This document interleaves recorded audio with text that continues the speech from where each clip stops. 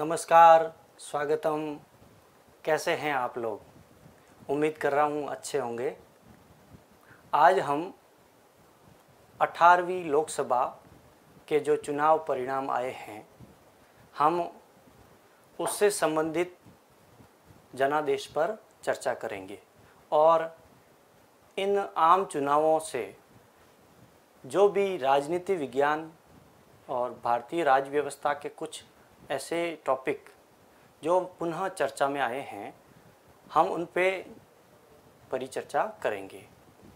यह आज का जो सेशन है, यह न केवल प्रतियोगी परीक्षाओं की तैयारी करने वाले बल्कि उन लोगों के लिए भी काफ़ी हेल्पफुल रहेगा जो भारतीय राजनीति की एक सामान्य समझ रखते हैं और भारतीय राजनीति में रुचि रखते हैं।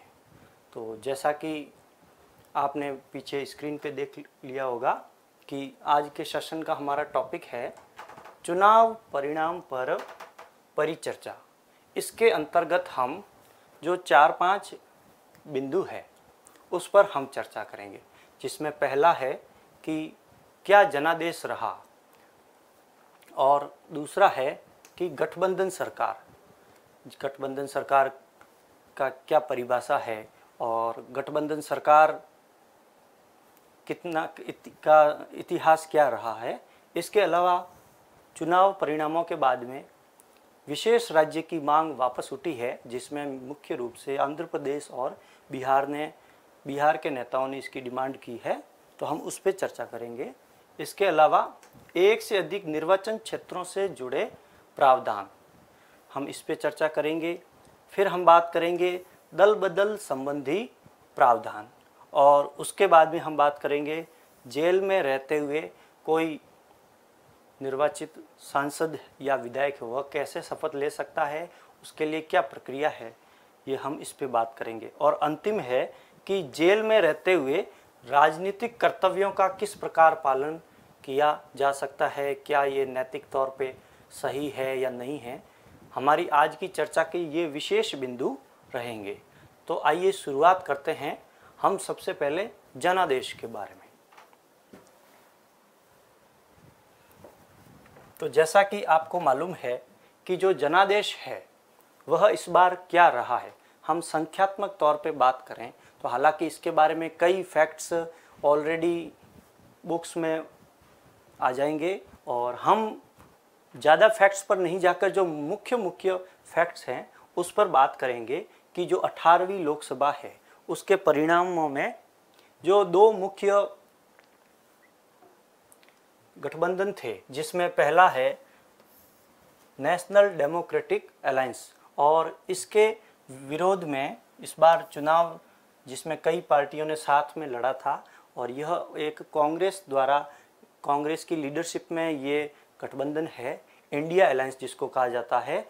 और उसको कितनी सीटें मिली और जो अदर्स हैं, ऐसे कई निर्वाचित उम्मीदवार हैं जो ना एनडीए का हिस्सा थे ना इंडिया अलायंस का हिस्सा थे, तो उनको कितनी लोकसभा में सीटें इस बार प्राप्त हुई। तो हम बात करते हैं कि जो एनडीए है, नेशनल डेमोक्रेटिक अलायंस, इसको कुल 543 सीटों में से 292 सीटें प्राप्त हुई।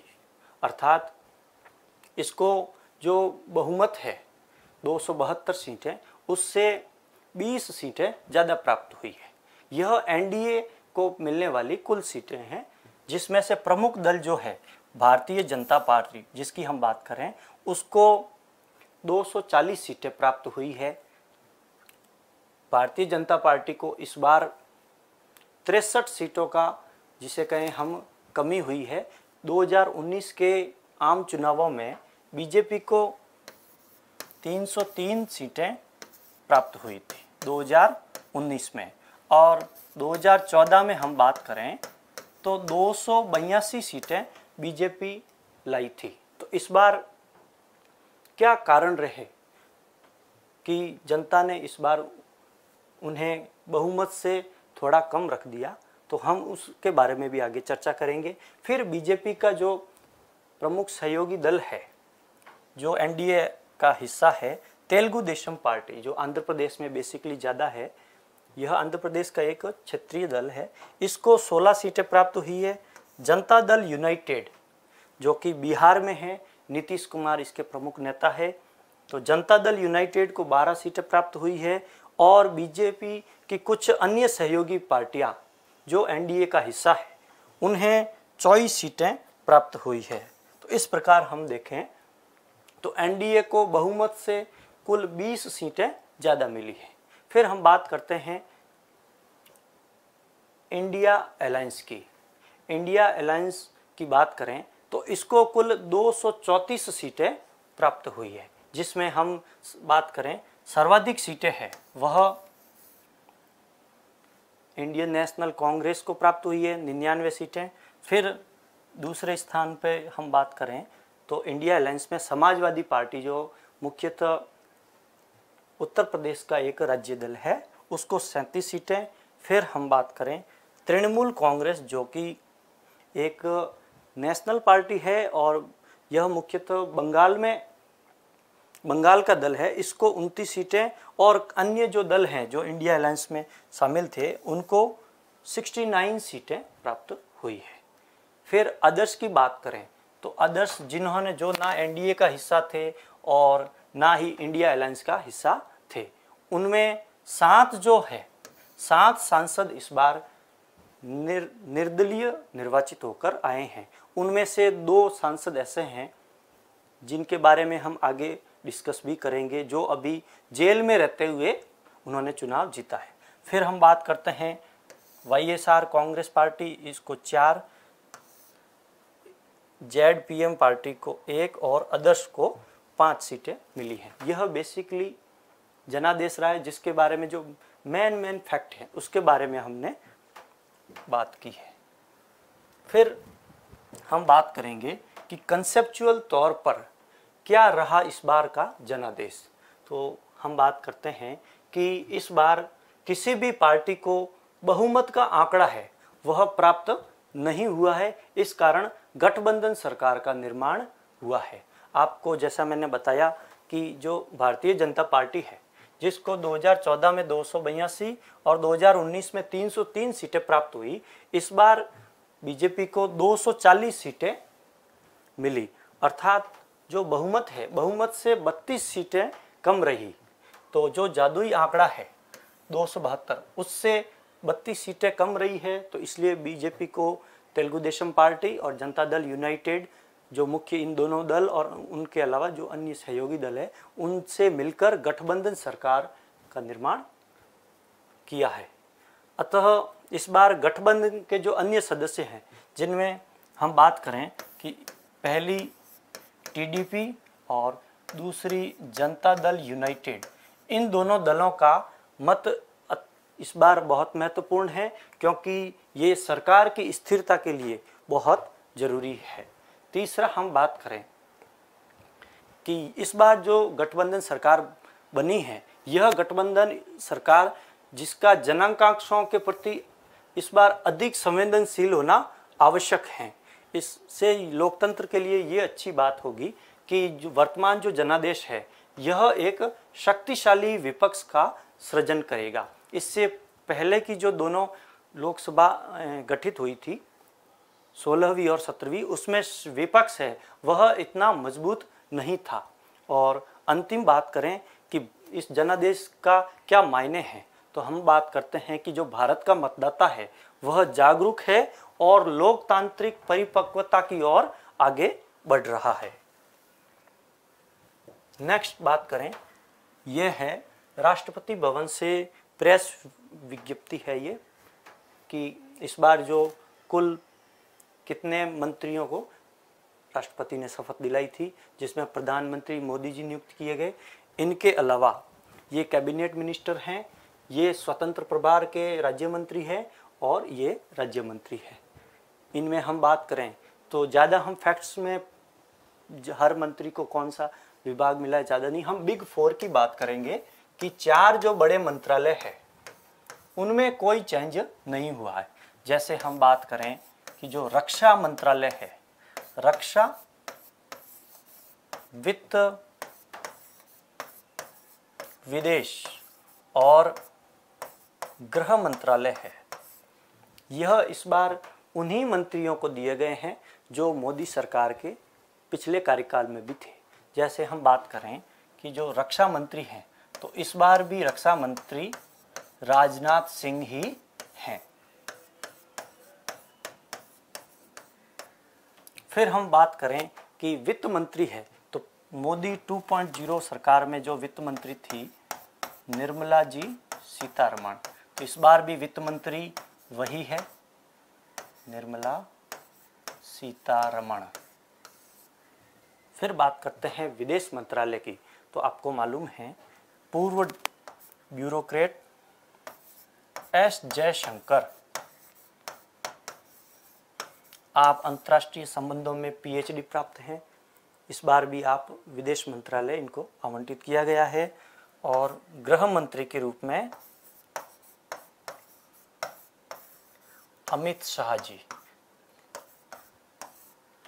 तो ये जो 4 बिग 4 मंत्रालय है, ये सेम उन्हीं लोगों को दिए गए हैं जो मोदी 2.0 सरकार में भी थे। फिर हम बात करते हैं कि क्या होती है गठबंधन सरकार। गठबंधन सरकार से क्या तात्पर्य है, तो हम गठबंधन सरकार की बात करें तो गठबंधन सरकार तब बनती है जब 2 या 2 से अधिक राजनीतिक दल मिलकर देश पर शासन करते हैं। आमतौर पर किसी भी एक पार्टी को जब चुनाव में बहुमत नहीं मिलता है। तो जैसा मैंने आपसे चर्चा की कि इस बार जो जादुई आंकड़ा 272 का है, उससे 32 सीटें कम मिली है बीजेपी को। तो इस बार जेडीयू और जो टीडीपी है, ये 2 बड़े सहयोगी हैं गठबंधन सरकार में मोदी के इस कार्यकाल में। फिर बात करते हैं कि ऐसे मामले जब होते हैं गठबंधन सरकार के, तो पार्टियां जो हैं आपस में मिलकर सरकार बनाने के लिए बातचीत करती है और अक्सर एक साझा एजेंडा या नीति पर सहमत होती हैं, जिसे हम कहें कि कॉमन मिनिमम प्रोग्राम कहते हैं। जैसे अगर अपन यूपीए सरकार की बात करें, 2004 से 2014 के बीच में जब यूपीए सरकार के 2 कार्यकाल हुए थे प्रधानमंत्री मनमोहन सिंह जी के समय, उस समय भी यूपीए की जो सरकार थी वह भी गठबंधन सरकार थी और उन्होंने एक साझा एजेंडा या नीति बनाई थी, जिसमें उन्होंने उस एजेंडा का नाम था कॉमन मिनिमम प्रोग्राम, न्यूनतम साझा कार्यक्रम। तो इसका ये अर्थ है कि कुछ सरकार के एजेंडा और नीतियां फिक्स कर दी जाती है और गठबंधन में शामिल सारे दल उन सारी नीतियों पर सहमत होते हैं। फिर हम बात करते हैं कि इसका इतिहास देखें तो भारत का जो 1951 में पहला लोकसभा चुनाव हुआ था, उससे लेकर के वर्तमान में बात करें तो 73 वर्षों के चुनावी इतिहास में अभी तक 32 वर्षों तक गठबंधन सरकारें ही रही है। फिर हम बात करते हैं कि सबसे पहले कब बनी थी।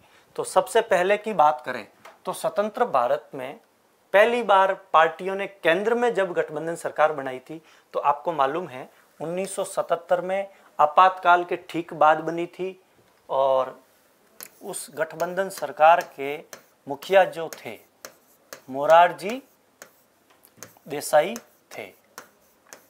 इमरजेंसी के जस्ट बाद चुनाव हुए थे और इंदिरा सरकार को लोगों ने नकार दिया था, तानाशाही के विरुद्ध मत किया था और मोरारजी देसाई पहली गठबंधन सरकार के मुखिया थे। फिर बात करते हैं कि 1980 और 1990 के दशक में ज़्यादातर समय में किसी भी पार्टी को लोकसभा में बहुमत नहीं मिला था, इसलिए गठबंधन की जो राजनीति है वह बहुत ज़्यादा आम हो गई थी। और फिर हम बात करते हैं सन 2000 के दशक में, तो उसमें जो अटल बिहारी जी वाजपेयी है, उन्होंने एक शब्दावली दी थी गठबंधन धर्म। यह महत्वपूर्ण शब्दावली गठबंधन सरकार के समय में है। फिर हम गठबंधन सरकार के बाद में बात करते हैं कि विशेष राज्य का दर्जा क्या होता है, क्या इसका कहीं संविधान में प्रावधान है। विशेष राज्य की दर्जे की मांग राज्य क्यों करते हैं। जो क्षेत्रीय दल हैं, विशेष तौर पे बात करें नेशनल पार्टीज की तुलना में जो क्षेत्रीय दल हैं अपने अपने राज्य के लिए विशेष दर्जे की मांग करते हैं। तो क्या उनको वित्तीय लाभ है, क्या उनको अन्य राजनीतिक लाभ है, जिसके कारण वह विशेष राज्य के दर्जे की मांग करते हैं। तो हम इसके बारे में बात करें कि इसकी क्या परिभाषा है, तो विशेष श्रेणी का दर्जा क्षेत्र के विकास के लिए कर लाभ, टैक्स में बेनिफिट और वित्तीय सहायता के रूप में विशेष सहायता प्रदान करने के लिए केंद्र सरकार द्वारा क्षेत्रों या राज्यों का एक वर्गीकरण है। अर्थात ये है कि जो विशेष राज्य का दर्जा है वह देने वाली एजेंसी कौन है? केंद्र सरकार। ठीक है। फिर हम बात करते हैं कि केंद्र सरकार द्वारा जो राज्यों का वर्गीकरण किया जाता है उसके क्या आधार हैं कि जिसके कारण वह किसी राज्य को विशेष राज्य का दर्जा देती है। तो उसमें हम बात करें कि उस राज्य का सामाजिक, आर्थिक, भौगोलिक पिछड़ापन देखा जाता है। अगर कोई राज्य सामाजिक, आर्थिक और भौगोलिक क्षेत्र पर पिछड़ा है तो उसे विशेष राज्य का दर्जा दिया जा सकता है। फिर हम बात करें कि इसकी सबसे पहले कब विशेष राज्य का दर्जा दिया गया, तो जो 5वां वित्त आयोग है जिसके अध्यक्ष थे महावीर त्यागी, उन्होंने पहली बार सिफारिश की थी कि राज्यों को, जिसमें पिछड़े जो राज्य हैं उनको विशेष राज्य का दर्जा दिया जाना चाहिए। तो यह बात पहली बार महावीर त्यागी के नेतृत्व में 5वें वित्त आयोग ने 1969 में इसकी सिफारिश की थी। मैं आपको बता दूं, संविधान में विशेष राज्य के लिए कोई प्रावधान नहीं किया गया है। फिर बात करते हैं कि विशेष राज्य के जो दर्जे हैं उनका क्या इतिहास रहा है, कब कब कौन से राज्यों को विशेष राज्य का दर्जा दिया गया। तो जैसा कि मैंने आपको बताया, पहली बार 1969 में असम, नागालैंड और जम्मू कश्मीर को विशेष राज्य का दर्जा दिया गया। 1969 में इन 3 राज्यों को दिया गया, असम, नागालैंड और जम्मू कश्मीर। फिर उसके बाद में कुछ और स्टेट भी जोड़े गए, जिसमें हम बात करें कि जो तेलंगाना है, उत्तराखंड है, मिजोरम, अरुणाचल प्रदेश, त्रिपुरा, सिक्किम, मेघालय, मणिपुर, हिमाचल, नागालैंड और असम। एक समय ऐसा था कि कुल 11 राज्यों को विशेष राज्य का दर्जा दिया गया था।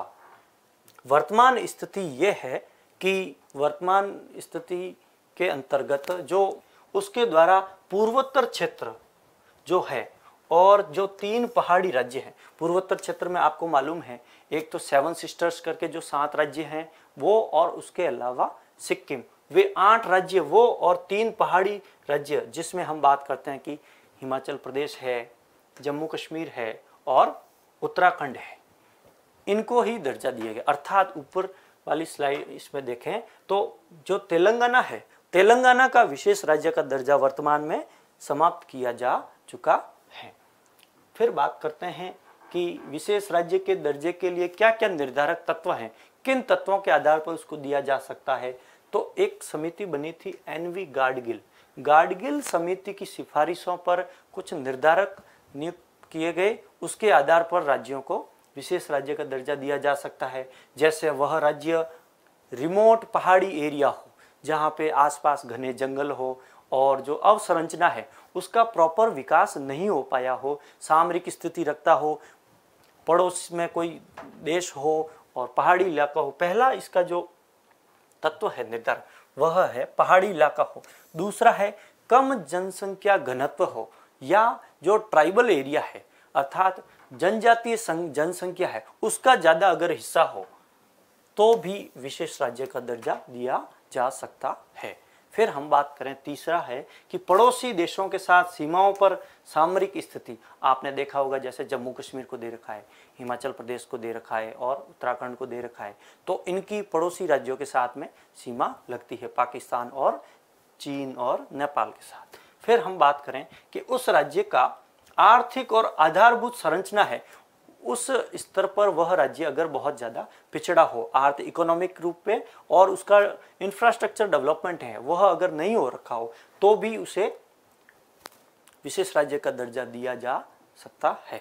और लास्ट में हम बात करें कि राज्य के वित्त की अव्यवहार्य प्रकृति, इसका ये अर्थ है कि राज्य में फाइनेंशियल मिसमैनेजमेंट हो, जो राज्य चलाने के लिए जो वित्त है, वित्त की समस्या हो तो भी विशेष राज्य का दर्जा दिया जा सकता है। अब हम बात करते हैं कि क्यों विशेष राज्य की मांग करते हैं अधिकतर राज्य। क्या लाभ हैं जिसके कारण प्रत्येक राज्य चाहता है कि उसे केंद्र सरकार विशेष राज्य का दर्जा दे। तो जैसा कि आपको मालूम है कि जो केंद्र प्रायोजित योजनाएं हैं उसमें अधिकांश योजनाओं में 60 और 40 का अनुपात होता है, कुछ में 75-25 का भी होता है, लेकिन जो अधिकांश योजनाएं हैं उसमें केंद्र का हिस्सा होता है 60% और राज्य का होता है 40%। लेकिन अगर किसी राज्य को विशेष राज्य का दर्जा दे दिया जाता है तो यही प्रतिशत 60 से बढ़कर 90% हो जाता है, अर्थात जो केंद्र प्रायोजित योजनाएं होगी उसमें 90% भुगतान केंद्र सरकार ही करेगी और जो इस विशेष राज्य होगा उसको मात्र 10% निधि खर्च करनी होगी। फिर हम बात करें कि वित्तीय वर्ष में अव्ययित निधि व्यपगत नहीं होती। इसका क्या अर्थ है? इसका ये अर्थ है कि जो बाकी राज्य हैं उनको अगर सरकार जो फंड देती है वह अगर एक वित्तीय वर्ष में व्यय नहीं कर पाती है तो वह जो बजट है वह लैप्स हो जाता है, अर्थात अगले साल उसको यूज नहीं कर सकते। लेकिन जो विशेष श्रेणी के राज्य हैं उनका जो फंड है, बजट है, वह नॉन लैप्सेबल होता है, नॉन लैप्सेबल, अर्थात उसको अगले साल भी यूज किया जा सकता है। नेक्स्ट हम बात करें कि जो विशेष राज्य होते हैं, आपको मालूम है भारत में विभिन्न प्रकार के कर प्रणाली हैं और कई कर लगाए जाते हैं, जिसमें हम बात करें उत्पाद शुल्क है, सीमा शुल्क है, इनकम टैक्स है, कॉरपोरेट टैक्स है। इन सभी करों में विशेष राज्यों को बहुत ज़्यादा रियायत दी जाती है। और फिर हम बात करें कि डिमांड करने का मुख्य जो कारण है वो ये है कि जो भारत सरकार का जो केंद्र सरकार का जो बजट है उसका 30% जो हिस्सा है वह विशेष राज्यों पे ही खर्च किया जाता है। अब हम बात करते हैं कि क्या कारण है जिसके कारण केंद्र सरकार हर उस राज्य को विशेष राज्य का दर्जा नहीं दे सकती जो इसकी मांग करता है। तो जैसा कि मैंने आपको बताया कि 30% जो बजट है वह विशेष राज्य पे ही खर्चा होता है। तो अगर ज़्यादा राज्यों को उसमें स्पेशल कैटेगरी में डाल देंगे तो जो केंद्रीय वित्त है उस पर दबाव में वृद्धि हो जाएगी, तो देश का जो विकासात्मक कार्य है उस पर भी नकारात्मक असर पड़ सकता है। और दूसरी हम बात करें कि अगर एक राज्य को देंगे तो स्वाभाविक सी एक प्रवृत्ति है कि उसका जो भी पड़ोसी राज्य होगा वह भी ऐसी ही डिमांड करेगा कि जब इनको दे दिया है तो हमें भी विशेष राज्य का दर्जा दिया जाए। जैसे हम बात करें कि अगर आंध्र प्रदेश को विशेष राज्य का दर्जा दिया जाता है तो जो इसके पड़ोस में कर्नाटक है या तेलंगाना है जिसको पहले एक बार दिया जा चुका है, तो ये दोनों राज्य भी मांग कर सकते हैं कि हमें भी विशेष राज्य का दर्जा दिया जाए। फिर बात करते हैं कि बिहार की, अगर बिहार को दिया जाएगा तो उसका जो पड़ोसी राज्य है उड़ीसा, वह भी कह सकता है कि हमें भी विशेष राज्य का दर्जा दिया जाना चाहिए। फिर बात करते हैं कि अब क्या उपाय हैं जिसके अंतर्गत किसी राज्य को विशेष राज्य का दर्जा नहीं देकर भी हम आर्थिक विकास अच्छा कर सकते हैं। तो जो 14वां वित्त आयोग है उसने सुझाव दिया कि जो प्रत्येक राज्य के जो संसाधनों के जो अंतर है, अंतर के कर हस्तांतरण, इसके माध्यम से हम जो राज्यों के मध्य में जो डिफरेंस है उसको हम कम कर सकते हैं। किस प्रकार? तो इन्होंने सुझाव दिया था कि जो भारत सरकार का जो कुल बजट है उसमें जो राज्यों की हिस्सेदारी है, आपको मालूम है 32% से बढ़ाकर 42% करने का सुझाव 14वें वित्त आयोग ने दिया था। और हम बात करते हैं 15वें वित्त आयोग की, तो 15वें वित्त आयोग ने राज्यों का हिस्सा वह 41% रखा है। इसका ये भी एक कारण है कि जब 2019 में जम्मू कश्मीर से राज्य का दर्जा छीन लिया गया तो 1% की ये जो करों में हिस्सा है इसको बढ़ाया जाए तो स्पेशल राज्य का दर्जा दिए बगैर भी हम उनके संसाधनों के बीच में जो विभिन्नता है, अंतर है, उसको कम कर सकते हैं। नेक्स्ट हम बात करते हैं कि एक से अधिक निर्वाचन क्षेत्रों से जुड़े प्रावधान। आपको मालूम है ये भारतीय राजनीतिज्ञ हैं श्री राहुल गांधी।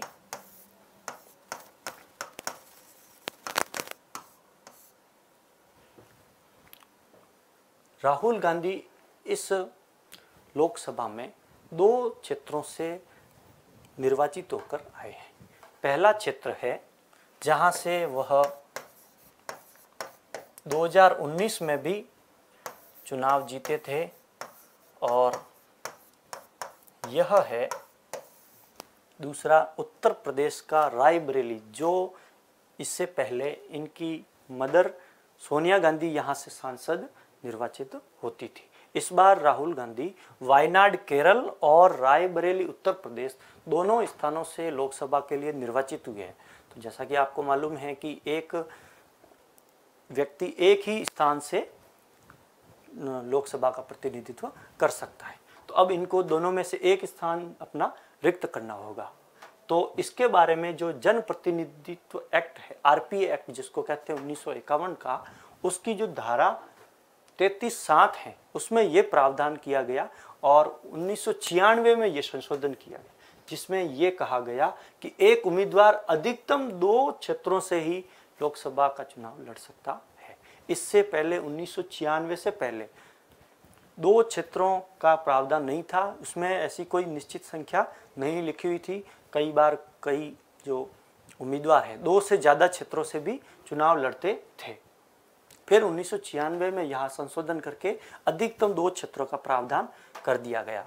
और हम अगर इतिहास की बात करें तो 2014 में जब मोदी सरकार बनी थी तो प्रधानमंत्री मोदी भी वडोदरा गुजरात और वाराणसी उत्तर प्रदेश, इन दोनों स्थानों से मोदी जी भी 2 जगह से इलेक्ट होकर आए थे। बाद में उन्होंने वडोदरा की सीट खाली कर दी। यह प्रावधान। फिर हम बात करते हैं दल बदल संबंधी प्रावधान। वैसे तो दल बदल का जो मुद्दा है वह खुद इतना बड़ा टॉपिक है कि इस पे आधे 1 घंटे की चर्चा की जा सकती है, लेकिन हम आज संक्षिप्त में यही बात करेंगे कि जो इस बार के जो चुनाव परिणाम आए हैं उससे संबंधित कुछ जो मुद्दे हैं उस पे हम चर्चा करेंगे। तो दल बदल विरोधी कानून जो है, आपको मालूम है संविधान में राजीव गांधी की सरकार के समय 52वें संविधान संशोधन 1985 में यह लागू हुआ था। इससे अनुच्छेद 101, 102 और 190 और 191 इन अनुच्छेदों में संशोधन किया गया। यह 101 और 102 यह संसद और यह राज्य विधान मंडल से संबंधित अनुच्छेद हैं। राज्य विधान मंडल अर्थात हम बात करें तो यह लोकसभा और राज्यसभा से संबंधित है, और यह विधानसभा और विधान परिषद से संबंधित अनुच्छेद हैं। तो इसके अंतर्गत क्या हुआ कि 52वें संविधान संशोधन द्वारा 10वीं अनुसूची जोड़ी गई और दल बदल से संबंधित प्रावधान किए गए। फिर बात करते हैं कि दल बदल से संबंधित क्या प्रावधान है, किसको दल बदल के आधार पे अयोग्य घोषित किया जा सकता है। तो पहली बात हम ये करें कि दल बदल से ग्रस्त कोई सांसद या विधायक हो गया है तो उस पर निर्णय कौन लेगा। तो यह इसमें बताया गया है 52वें संविधान संशोधन में कि उस दल का जो सदन है, सदन का जो भी सभापति, स्पीकर, अध्यक्ष होगा वह दल बदल के संबंध में कार्रवाई करेगा, और इसमें यह था कि उसका जो निर्णय होगा वह अंतिम होगा। तो हम बात करते हैं कि 10वीं अनुसूची के अंतर्गत अयोग्यता के क्या क्या आधार हैं। हम बात इसके आधार हैं, उससे पहले हम बात करते हैं कि जो संसद है उसमें 3 प्रकार के सदस्य होते हैं। पहले होते हैं जो किसी न किसी दल से संबद्धता रखते हैं, दूसरे होते हैं निर्दलीय, और तीसरे होते हैं मनोनीत, जिनको हम नाम निर्देशित सदस्य भी कह सकते हैं। तो क्या ये जो दल बदल विरोधी प्रावधान है यह तीनों प्रकार के सदस्यों पर लागू होता है? तो जी हाँ, जो संसद के सदस्य हैं या राज्य विधान मंडल के सदस्य हैं उन तीनों प्रकार के सदस्यों पर दल बदल विरोधी कानून लागू होता है। दलों की बात करें कि जो दलीय के सदस्य हैं उन पर यह प्रावधान है कि अगर दलों के सदस्य अपने दल की सदस्यता अगर स्वेच्छा से छोड़ दे तो वे एंटी डिफेक्शन लॉ के अंतर्गत दोषी माने जाएंगे। इसके अलावा अगर वे अपनी पार्टी के निर्देश मानने से मना कर दें, जिसको हम कहते हैं व्हिप। व्हिप एक शब्द है जिसका सर्वप्रथम उपयोग एडमंड बर्क नामक ब्रिटिश राजनीति शास्त्री ने किया था। अगर वह सदन में व्हिप का उल्लंघन कर दे तो भी वे एंटी डिफेक्शन लॉ के अंतर्गत दोषी हो सकते हैं। तीसरा ये है कि जिस दल से वह निर्वाचित होकर आते हैं, जिस दल के सिंबल पे अगर उसको छोड़ करके दूसरे दल की सदस्यता अगर वह ग्रहण कर लेता है तो भी वह अयोग्य हो जाएगा। इसके बाद बात करें कि जो नाम निर्देशित सदस्य हैं अर्थात जो मनोनीत सदस्य हैं, इसके बारे में यह प्रावधान है कि अगर मनोनीत सदस्य उसको जब भी मनोनीत किया जाता है उस तिथि से 6 महीने के पश्चात अगर वह किसी भी दल में शामिल हो जाता है तो वह दल बदल में अयोग्य माना जाएगा।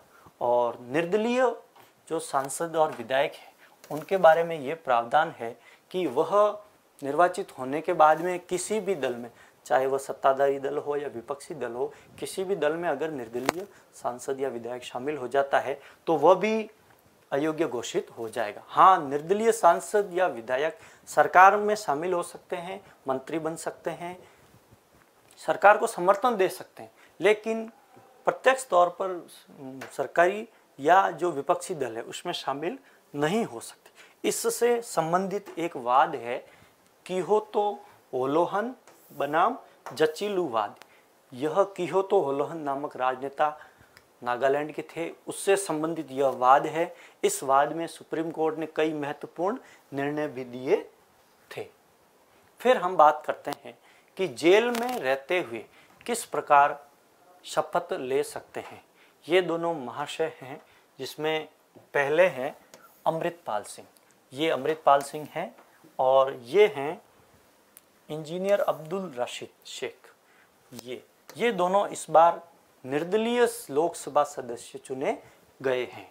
जो अमृतपाल सिंह है यह पंजाब की खडूर साहिब लोकसभा क्षेत्र से निर्वाचित हुए हैं और जो अब्दुल रशीद है यह जम्मू कश्मीर में बारामूला नामक लोकसभा क्षेत्र से निर्वाचित हुए हैं। अब्दुल रशीद ने जो उमर अब्दुल्ला है उन्हें इस बार चुनावों में पराजित किया है। दोनों निर्दलीय सांसद के तौर पर चुनकर आए हैं। दोनों ही वर्तमान में जेल में बंद है।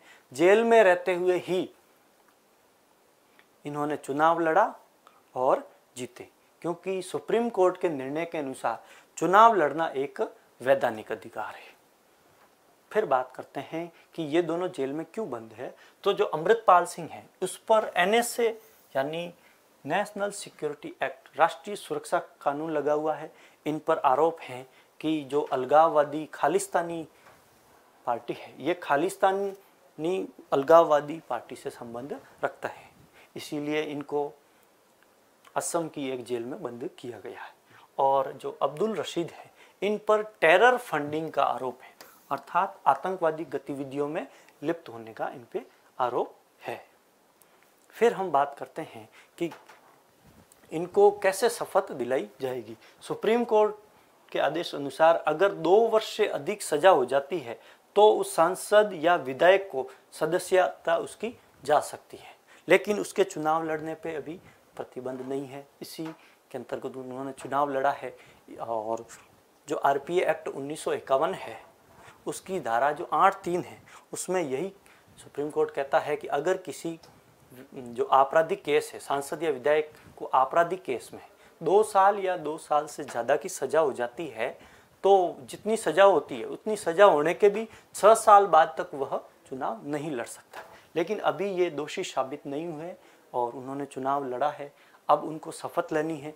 शपथ लेने के लिए एक विशेष प्रक्रिया है, तो वह प्रक्रिया ये है कि इनको चुनाव जो शपथ है, शपथ लेने के लिए एक विशेष प्रक्रिया से गुजरना होगा, जिसके लिए इन्हें जहां जेल में बंद है, उस जेल प्रशासन को सूचित करना पड़ेगा कि वे लोकसभा के लिए निर्वाचित हुए हैं। जेल प्रशासन जो संसद का सचिवालय है, जो लोकसभा का सचिवालय है, उससे संपर्क करेगा, उन्हें सूचित करेगा और जेल प्रशासन और संसद सचिवालय एक दिनांक नियत करेंगे। उस दिनांक पर ये दोनों जाकर शपथ ले सकते हैं। फिर हम बात करते हैं कि क्या शपथ लेने के बाद में जेल में रहते हुए ये अपने राजनीतिक दायित्व निभा सकते हैं, उसके लिए क्या प्रक्रिया है। क्योंकि आपको मालूम है कि संविधान का अनुच्छेद 101(4) ये कहता है कि अगर कोई जो लोकसभा या राज्यसभा का सदस्य है अगर 60 दिन से ज़्यादा बिना सूचना के अनुपस्थित रहता है तो उसकी सदस्यता जा सकती है। तो उन्हें इनकी संसद सदस्यता नहीं जाए, इसके लिए उन्हें ये करना होगा कि जो लोकसभा अध्यक्ष है उन्हें एक लिखित निवेदन देना होगा और उसमें यह कारण बताना होगा कि किस कारण से वह संसद की जो प्रक्रिया है, उसमें अधिवेशन है, उसमें भाग नहीं ले सकते। उनका जो लिखित निवेदन होगा उसको जो लोकसभा अध्यक्ष है वह एक house committee of absence of member, इस कमेटी को इनकी एप्लीकेशन फॉरवर्ड करेंगे। यह कमेटी इनकी जो आवेदन है उसकी जांच करेगी उसकी, और फिर इन्हें प्रक्रिया से देगी, अनुमति की सिफारिश देगी। सिफारिश देने के बाद में जो लोकसभा अध्यक्ष है वह लोकसभा में मतदान करवाएगा और अगर यह प्रस्ताव पारित हो जाता है तो ये 60 दिन के बाद में भी जेल में रहते हुए भी इनकी जो सांसदी है वह नहीं जाएगी। फिर हम बात करते हैं कि जेल में रहते हुए भी किस प्रकार राजनीतिक दायित्व निभाए जा सकते हैं। ये श्री लालू यादव जी हैं। आपको मालूम है कि इनको जब चारा घोटाले में सजा हुई थी तो इन्होंने अपनी पत्नी को मुख्यमंत्री बना दिया था, इन्हें जेल हो गई थी। और अरविंद केजरीवाल है जो वर्तमान में भी दिल्ली के मुख्यमंत्री हैं और जेल में अभी बंद हैं। तो क्या इन्हें इस्तीफा देना चाहिए अपनी विधायक की पोस्ट से या मुख्यमंत्री की पोस्ट से? तो इसके बारे में हम बात करते हैं कि जेल में रहते हुए किस प्रकार राजनीतिक दायित्व निभाए जा सकते हैं। तो हम बात करते हैं कि ऐसा कोई विशेष कानून नहीं है जिसके अंतर्गत किसी राज्य के सांसद या विधायक या मंत्री को गिरफ्तारी के बाद में अपने आप में इस्तीफा देना पड़ता हो। इसके लिए अभी एक विशेष कानून की आवश्यकता हो सकती है, लेकिन वर्तमान में ऐसा कोई कानून नहीं बना है। तो ये कुछ प्रमुख राजनीतिक मुद्दे हैं जिसकी हमने आज चर्चा की। ये सारे जो मुद्दे हैं भारत चर्चा में एक बार पुनः वापस आए। आपको यह सेशन कैसा लगा कमेंट बॉक्स में जरूर बताएं। धन्यवाद।